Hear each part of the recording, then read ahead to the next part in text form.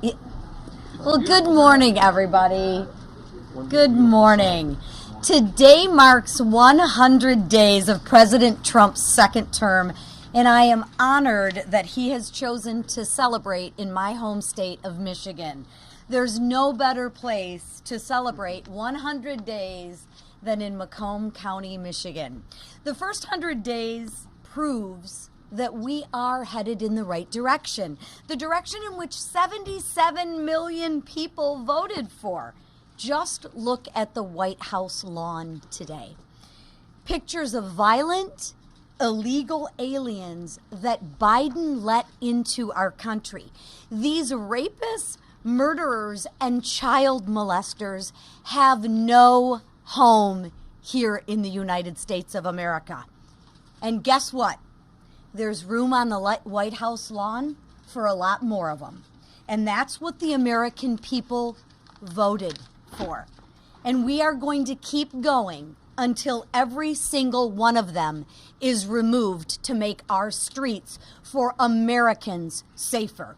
Thankfully, there's a lot less of those illegals coming in now, because apprehensions at the border are down 94%. And Border Patrol averaged the lowest daily nationwide apprehensions in history. President Trump is taking action, and Congress is passing border security bills. We've sent a message. The border is closed. Now, on the other hand, Democrats' message is open borders and literally putting violent MS-13 gang members before the American people. That's their message. Look no further than their recent trip to El Salvador, one of which was funded with, yes, taxpayer dollars. Instead of meeting with their constituents, Democrats catered to MS-13 gang members. Not the family of Rachel Morin or the family of Lincoln Riley. No. They would rather have MS-13 gang members who entered our country illegally brought back to the United States. That is the Democratic Party. Own it. On numerous occasions, they have sided with violent illegal aliens and gang members. Democrats are doubling down on their failed agenda. Why? Because they have no plan, no vision, and no leader. Or maybe they do. Maybe their next leader is in MS-13. Meanwhile, House Republicans, we have our leader. And that leader is our president, Donald Trump. He's unleashed American energy, taken out terrorists, and restored common sense by protecting women's sports. And he's achieved all of this in his first 100 days. Now, turning our attention to our business and our work this week, committees have been instructed, and we will begin to pass pieces of that one big, beautiful bill. We will identify savings and investments that will make America secure and competitive. Now, as we continue our committee work, I encourage you to watch the markups very, very closely. You will see Democrats go on the record supporting the largest tax increase in American history. Benefits for illegal immigrants and violent gang members, because that's who they support.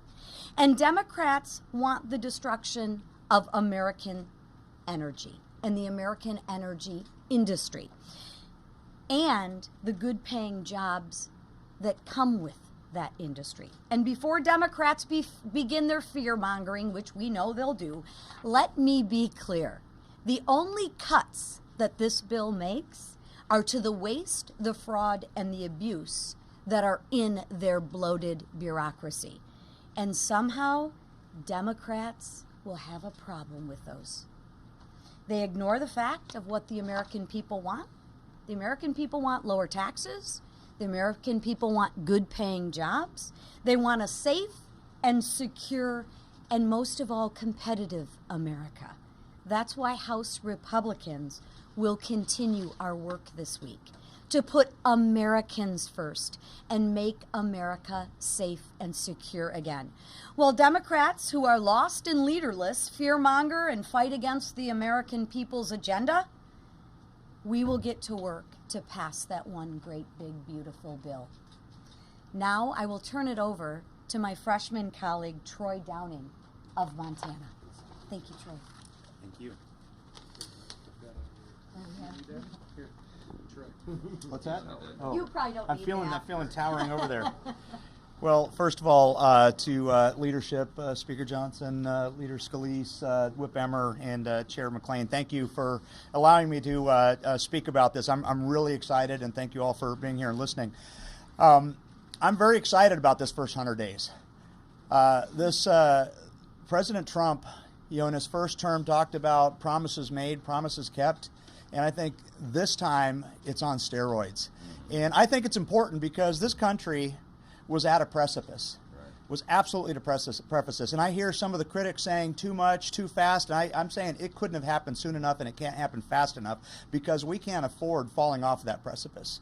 I mean, as a nation, everything that we talk about, you hear this American dream, that's being squandered, has been squandered. That brass ring is getting farther and farther away, and the policies of this president have started to pull that back in everything that he's doing, in helping with the economy, in tax policy, in having trading partners trade fairly with this country, which is something that's overdue. Everything that's happening right now, securing the border, is all going to come back and bring that brass ring back that is that American dream. And I'm really, really excited about that. 140 executive orders. Our job now is to start codifying those so they're not fungible, so that the next administration can't undo that. We need to have policy. We need to have laws passed on that.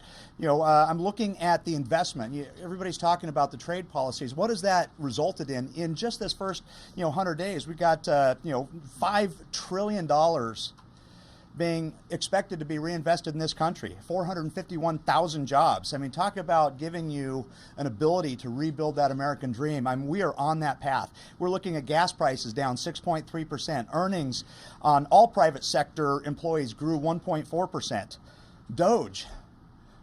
I mean, so many of us are shocked at what they were uncovering. $160 billion, and that comes to about $1,000 per taxpayer in waste, fraud, and abuse that's being crawled back. And it can't happen soon enough. And the other thing that affects my district, affects this entire country, is that invasion at the southern border. And we have seen a stop to that almost instantly. Only 9 illegal aliens were released into the United States since the president was sworn in. That's a 99.99% decrease. I mean, as I said, this couldn't happen fast enough. I believe this country was at a precipice.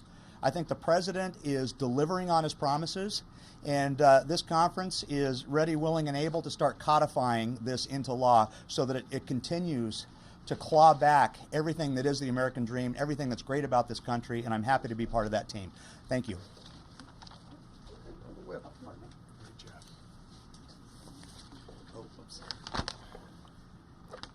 President Trump's first 100 days in office can be described in 4 words.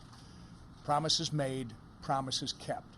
Thanks to President Trump, the border is more secure than it's ever been, and criminal, illegal aliens are off our streets and out of our country. Under President Trump, American energy is being unleashed. Domestic production empowered, and historic investments have been secured. We've seen waste, fraud, and abuse in the federal government exposed and rooted out like never before. And common sense has replaced the woke nonsense that had saturated our government and way of life. President Trump has moved at a record pace to bring America back from the pit the Biden administration left us in. With Joe Biden in office, our nation endured the influx of millions of unvetted illegal aliens, criminal aliens, from all over the world into our communities. American businesses were held back by an expansive regulatory state, and policies that lacked truth and disregarded reality put our children and families in jeopardy. But no more. The American dream is being renewed, and the American people can once again be prosperous, safe, and free.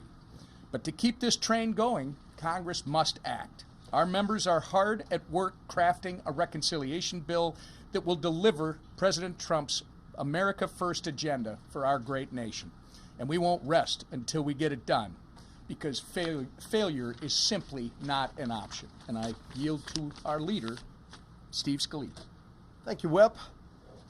Well, anybody who's been following since the day President Trump took the oath of office for this second term knows that President Donald Trump has been working nonstop at a feverish pace to deliver results for the American people.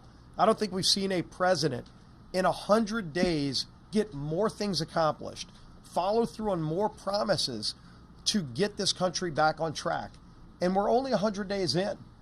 Obviously, the things that we've been working with this president on are really going to be starting off in a much bigger way with this one big beautiful bill. The budget reconciliation process formally starts today with the reconciliation bill.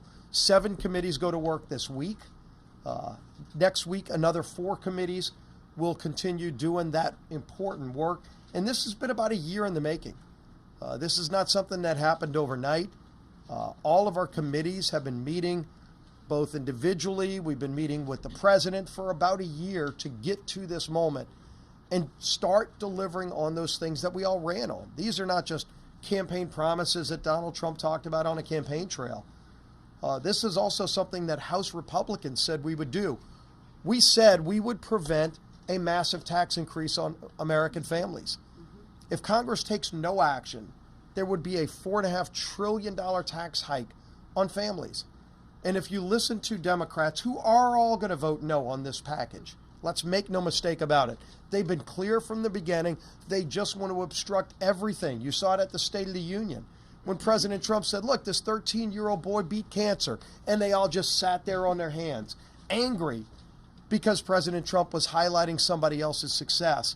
And I think the American people got disgusted when they realized a whole major party in America is just going to oppose anything President Trump does because they hate him as an individual, even when it's good for America. And believe me, preventing a tax increase on over 90% of American families is good for America. But every Democrat will vote no because they want a tax increase on American families. Every Democrat will vote no on a bill that's going to secure America's border. You've seen President Trump deliver through executive action on things he can do. And it's resulted in amazing results, over 95% reduction in border crossings illegally, deportation of hardened criminals, violent gang members, murderers, rapists, finally sent back to prisons in their country where they belong, where many of them came from. And what are Democrats doing? Democrats aren't celebrating that. They're flying to other countries to try to get hardened gang members in prisons released back into the United States. It's lunacy. But that's where their party is because they are void of any ideas. They are a leaderless party. The Democrat Party literally has no leader except AOC and Crockett and Bernie Sanders. And that's what their party's become. They're just opposed to everything. They don't want to produce more American energy. But the good news is we do. That's also going to be in this bill that we start debating, to allow America to produce more energy so that we and our friends don't have to be dependent on foreign nations like Russia or Iran for oil and natural gas. We can do more of it. We can lower costs for families. We can create more jobs at home. We can ensure that more manufacturing can be done in America. That's all going to be part of this bill. We're also going to make our military more competitive. Everybody knows China's been incredibly aggressive at not just their naval fleet, developing hypersonic weapons. And America had fallen behind under Joe Biden. And Donald Trump said, we are going to address these inadequacies. And if you look at what's in this bill, again, addressing major problems to make our country competitive again militarily, and every Democrat will vote no on that as well. And the good news is Republicans said, well, if Democrats are just going to block everything, if Democrats want a tax hike, if Democrats do not want secure borders, if Democrats want to make our country more dependent on foreign nations for our energy, that's why they lost the election. Those days are gone. We can actually fix all of these problems without any Democrat support. We'd welcome their votes. We'd welcome their input. But they've chosen to just go the other way because their far left radical base won't let them work with Donald Trump on anything that's good for America. But that hasn't deterred President Trump. President Trump is resolute in fighting for those hardworking families who have been struggling. Again, the tax increase, when they talk about millionaires and billionaires, it's over 90% of Americans who would see a tax increase if no action was taken. That's families making $50,000, $60,000 a year. That's not the rich. That's the people who are just barely getting by, who have been struggling under the weight of the failures of Joe Biden's economy. The waitress who's maybe working 2 jobs, barely getting by, and President Trump and this Republican Congress are going to deliver on no tax on tips, so that that single mom who's maybe working 2 jobs can have a little bit more money in her pocket and be able to take her kids on a vacation or invest in her kids' college. That's what we're doing this week as we watch the Democrats oppose everything just because they've become a party derelict of any ideas. This is a Congress of leadership and action, working with a president who's probably done more in 100 days than any other president we've ever seen, and the best is yet to come. And our leader in this fight, who's been marshaling us through the whole way, is the Speaker of the House, Mike Johnson. Thank you, Leader. Thanks to all of you. Welcome back. Hope you all had a blessed Passover and Easter. We did. Our members are excited. It's a great day in our country. Thanks to the Republican Party, America is back, and we're excited about it. I talked to the president twice this morning already. He's having a big celebration for the first 100 days in Michigan, as Chairwoman McClain noted, and he's excited about all of that and everything that we're all doing together. We had a big meeting of the Republican conference this morning, and they're all excited. They were all home for the 2-week district work period, and they were moving around their districts and talking with their constituents and getting lots of pats on the back. It's a great time for the country, and you can sense our optimism about all that. It's been noted a couple times here, but 100 days ago, not far from where we're standing right now, President Trump made his historic return to the presidency. He made a lot of promises, and as Whip Emmer noted, the 4 words that best describe this administration so far is promises made, promises kept. We've recounted among this group many times, 77 million Americans delivered President Trump a landslide victory. We had our highest popular vote total ever as House Republicans, 74.8 million, and we got a mandate to do exactly what we're doing right now. We have not wasted a moment. President Trump has accomplished more in the first 100 days than most presidents do in their entire careers, their entire tenures. The Atlantic, right? I don't know if there's an Atlantic reporter here this morning, but that's not President Trump's, they're not a fan of him, right? Yesterday they described him this way, quote, "He is the most consequential American leader of the 21st century." And that's an understatement. President Trump has, here's a list, removed men from women's sports, ended DEI in the federal government and the U.S. military, expanded oil and gas extraction to lower prices, taken steps to end unfair trade practices, secured trillions of dollars in new investments in American manufacturing, deported criminal illegal aliens, stood up for religious liberty, and rooted out anti-Christian bias, combated virulent anti-Semitism on college campuses. The list goes on and on and on. That's just barely scratching the surface. That's in 100 days. We're just getting started, and that's one of the reasons that we're so excited. Nearly every public opinion survey found that voters in the last election were most concerned about 2 things. This is just one metric for consideration: inflation and the wide open border and the crisis that created. Look at this. On just these 2 issues, in 100 days, illegal crossings are at an all-time low, as Congressman Downing noted, and inflation is falling rapidly. President Biden often said that he had exhausted his executive authority. He told me that we needed new laws. He told me this many times himself. We had to stop the border crisis, but Congress has to act. I pleaded with President Biden, do your job, use your executive authority. He claimed he didn't have it. But as President Trump has just demonstrated, all we needed was a new president. We needed real leadership. We didn't need new laws. The Trump administration has stopped illegal border crossings. Congressman Downing said it well, 99.9% success rate. The border crisis is solved. More than 100,000 illegal aliens and gang members have been deported, and that makes Americans safer. They feel more secure again. Groups of migrants are actually stopping their journeys, and they are turning around. You know why? Because we've got a new sheriff in town. Due to President Trump's border policies, we now know again that deterrence works. On inflation, President Trump promised to rapidly drive down prices and make American make goods affordable again. The consumer price index beat expectations, actually dropped 0.1% in March. That is the first time that has happened since COVID, okay? Inflation is cooling. Energy prices are down, as we all know. Trillions of dollars in U.S. investments have been secured by the Trump administration. And again, we're just getting started. President Trump built the greatest economy in the history of the world in the first Trump administration. And we know that he can do it again. And we're going to help. And that's what we're engaged in. People are excited all around this country. We set fundraising records in the first quarter. We gave all the numbers out to the members this morning. I raised $32.2 million in the first quarter. It's an all-time record for a Republican speaker in a midterm. I'm not taking personal credit for that. I'm saying this is an all-team effort. Every House Republican is out working. Their sleeves are rolled up. They're working around the clock. We're setting fundraising records. The vulnerable Republicans from the swing districts and the vulnerable Democrat swing districts, it's the Patriots and the frontliners, okay?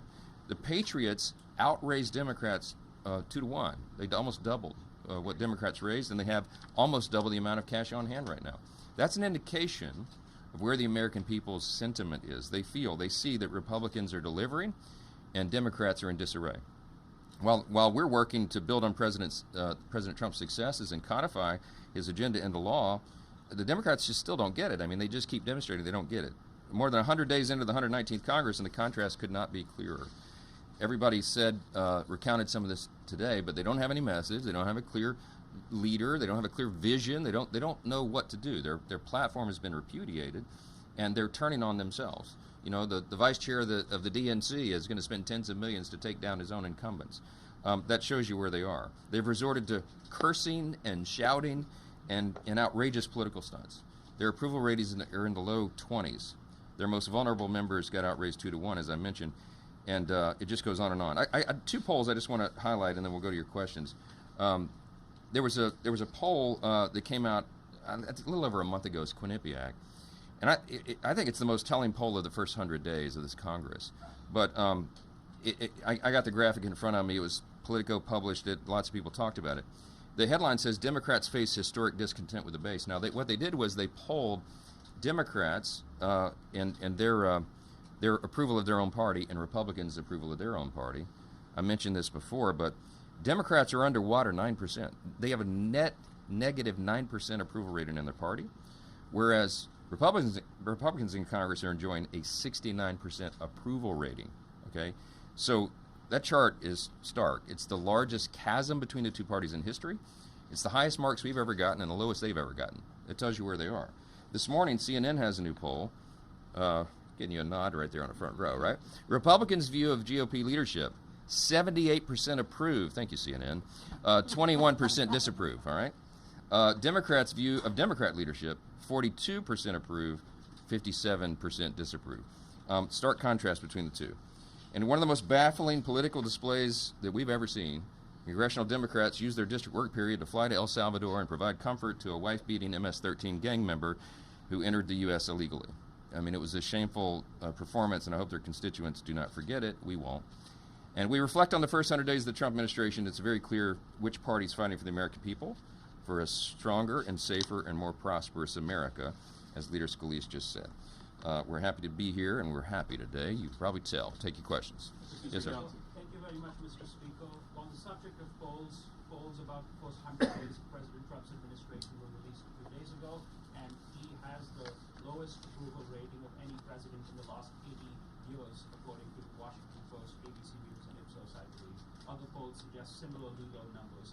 How do you interpret those numbers, and is that not a sign that your conference, your party, your leader need to be changing course given those low record ratings? No, look, there's always in any new administration, it's a roller coaster, right? When you come in and you make dramatic change, which is what he did, he's delivering on the promises made. There's some bumps along the road. We're changing everything. As we said, when President Trump was running, I told him and we told our own voters he could be the most consequential president of the modern era. Now the media all of you are acknowledging that is true. By extension, we can be the most consequential Congress as well, because we quite literally have to fix every area of public policy. The last 4 years was an absolute unmitigated disaster, and we got to fix it all. So when you're doing that, it's disruptive in a way, and the early initial people, they have an emotional reaction sometimes for the big changes, but what they're seeing and what the real polling is showing is that they understand that we're headed somewhere. This is the out of the gates all these big achievements that we just recounted, and I said we're just getting started. The reconciliation bill is the big chunk of this. The vehicle through which we will deliver the America First agenda is this big, beautiful bill, which is why we call it that. The president's approval rating is better than it was in 2017 when he got started, right? Because people trust him. The thing about President Trump is he's had an administration. This is not a new thing. People remember. It's hard to remember. It seems like it was 20 years ago. But right before COVID, we had the greatest economy in the history of the world. There's been a little question and concern about, the rocky start, some of the stock market, some of the tariff policy and all that. But right now, even today, people are beginning to see the dust settle on that. They understand there was a master strategy behind this, and they're seeing the results. We're going to have 100 countries, by some accounts, and maybe higher, renegotiate their trade policies with America because of what President Trump did. He's the only leader bold enough to have done that. And that's going to be a net positive, of course, for all the American people. It's going to be more fair for us. We trust the executive to do that. We trust this executive to do that. And President Trump has had some great achievements. So, look, polling goes up and down. We all talk about it, pros and cons. But at the end of the day, we're going to deliver on these results, and the American people are going to reward us for it. Yeah. Two of your members, Elise Stefanik and Mike Mueller, are both considering runs for governor of New York. Those, one seat in particular, Congressman Mueller's seat, may be one of the most competitive in the country. They can't do both. They can't run for governor and Congress. Will you have conversations with them about what works best for your conference, and have you started having those conversations yet? I have lots of conversations. I love them both. They're two of my favorite people and my most trusted colleagues, and they're both super talented, which is why they get talked about for doing other things. We have lots of, look, we've got a very talented group here. We have lots of House Republicans who are being courted to run for Senate or governor or do something big. I mean, my preference is that they all stay here with me, right? We get the job done. But I don't begrudge anybody for having other opportunities, and we ultimately support them in whatever they do. But are we having conversations? We are, yeah, and that's all I'm going to say about it. But I ultimately, look, I support my friends and colleagues. These are more than colleagues, they're friends. And I want all of my friends to do well and go as high as they can, be of their highest and best use to the country. So we'll see how it shakes out. Mr. Speaker Johnson, do you plan on meeting with governors to advise them on how they might restructure their budgets if you're reforming SNAP and Medicaid? Because Kathy Hochul is working on the New York budget. I'm not sure Kathy Hochul and I are going to sit down and talk about New York's budget. But I will just say this. We're going to be good stewards of the taxpayers' resources, okay? Do not believe the hype. Do not believe the lies the Democrat Party has said. We had their ads taken down, okay? They were running ads around the country and in swing districts trying to convince people that Republicans were going to gut Medicaid. It's just simply not true, and that's why their ads and billboards had to come down. We sent them a cease and desist letter because we pointed out they were lying. By the way, the Democrat leaders in Washington have zero credibility with the American people. Remember, they tried to tell us for the last 4 years that Joe Biden was an exceptionally talented, brilliant, on-point leader, okay? They don't have any credibility on any of this. We're going to prove the opposite. The committee markups, as Leader Scalise noted, we have 7 committees marking up components of the big, beautiful bill this week. We have 4 others next week. That third week that we return, the Budget Committee will merge all that together into the one big, beautiful bill, and you will see the results. We are going to preserve the programs. We're not gutting Medicaid. We're going to reduce fraud, waste, and abuse, which every single American should be applauding. The Democrats should as well, but they're not allowing themselves to do it. And we're going to make sure it works better. We're going to preserve the program, not cut it. It's exactly the opposite of what the Democrats are saying. So the states will adjust to all these things, and we will make sure that the people who need these benefits and rely upon them are protected. Okay, that's the whole thing. Yeah. Apologies for a wonky tax question. One of the big concerns for some of our investors and Bloomberg readers is the tax treatment of carried interest. The president wants to change that. What are your views on that? I've listened to the discussion, a very thoughtful discussion back and forth amongst interested parties, and I'm not going to forecast where that comes. I mean, I know, look, I'll say this about our Ways and Means Republicans. They have put in, I mean, literally scores of hours down in the basement with the whiteboards, gaming out the very ideas and making sure that we make the right choices. You'll see a lot. That markup will be very telling on that. But they've come to a consensus. I'm not going to get out in front of them before that's discussed and released in committee. But we've heard from interest groups around the country, and we want to do right by them. I think at the end of the day, I think what's going to be great about this legislation, the reason it's going to be so consequential, the reason it's going to be the biggest legislation, I think, in many decades that Congress has passed, is because not only are we going to give everybody a tax break, right? They're not going to have the largest tax increase in U.S. history at the end of this year. It's going to help hardworking families. It's going to be turbo fuel, turbo boost to the economy, because I think this will send a message of stability to the markets, the bond market, the stock market, investors, job creators, entrepreneurs, that they have their tax rates permanent and solidified. They know they can plan accordingly, and that people have more money in their pocket to spend on their own families and their own needs and obligations. That's going to be good for everybody. And I think when it comes to this, I think all boats are going to rise again. That was the net result in the first Trump administration, the greatest economy in the history of the world, because we did thoughtful tax policy and we did real regulatory reform. Right now, as Congressman Downing said, both those things are on steroids. And you're going to see this result in spades, and people are going to see it and feel it.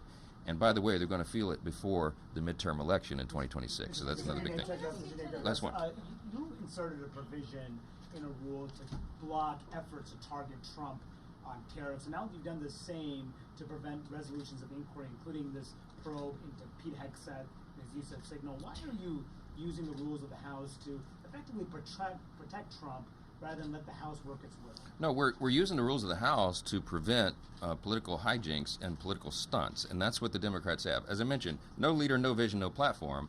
All they have is obstruction. They're trying to target. They showed us over the last 4 years, the last 8 years. They used lawfare. They used conspiracy theories. All these political weapons to just go after the president and make his life miserable. That's not what the American people voted for. That's not what they deserve. We can do better. So we're preventing this nonsensical waste of our time. We don't have time to waste. We got to, as I mentioned, we got to fix every. But as we've discussed many times in this room, the executive branch has the constitutional and appropriate legal authority to address unfair trade practices with other countries. That's exactly what President has been doing, it is doing, and the results, I think, are going to be obvious at the end of this. We have to give them the runway. This is not a separation of powers concern at all. Congress has a role to play, but so does the executive, and I think everything they've done thus far has been entirely lawful and appropriate, and that's what our policies reflect. So we're going to continue to do that, and I think the American people are going to see the result at the end, and they're going to be quite satisfied by all this. So we got to move. Thank you. Can you give a quick timeline on reconciliation? Yeah, I'll just say this: we're sticking to our plan. We had a Big Six meeting yesterday with Secretary Bessent and Kevin Hassett at NEC, Senator Crapo, who's the finance chair over there, Leader Thune, I, and Jason Smith, Ways and Means chair. And we had White House folks there as well. And what we discussed was the timeline. As the Treasury Secretary Bessent has said a few times, he gave us credit for moving this so aggressively on this calendar. I'm really glad that we did, because we got to deliver this in economic relief for the American people quickly. We've got to codify all this. We are on track to pass the bill out of the House, as we've said from the very beginning, and get it over to the next stage by Memorial Day. Now, I don't know how long the Senate's going to take to do their piece, but I was very encouraged after the meeting yesterday, frankly. Leader Thune and Senator Crapo are on point. The Senate Republicans have been working very hard together. We got almost a year head start on them on this process, so that explains the sequence of events. But we're going to get it done by Memorial Day. Senate over there, they take a few weeks to work through that. We merge this together, we get it to the President's desk quickly for signature. The Secretary Bessent said yesterday, a big celebration by July 4th. I hope it happens much sooner than that. And we're going to keep pressing aggressively in the House to make sure that happens. Thank you. And a debt limit included in that? Yes.